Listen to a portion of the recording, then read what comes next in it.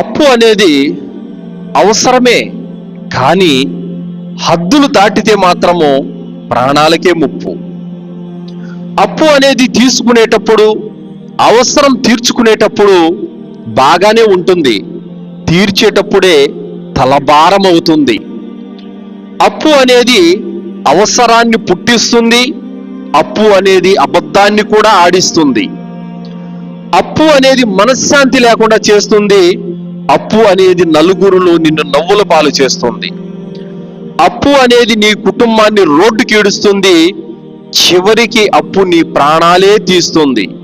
అందుకే అప్పు అనే తప్పు చేయకండి, అప్పు అనే ముప్పు జోలికి వెళ్ళకండి.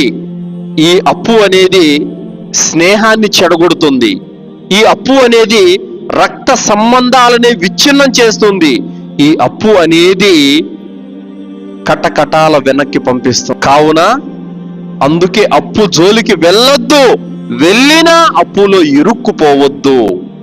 కావున అప్పు అనేది మనిషికి మనశ్శాంతి లేకుండా చేస్తుంది సోదరులారా.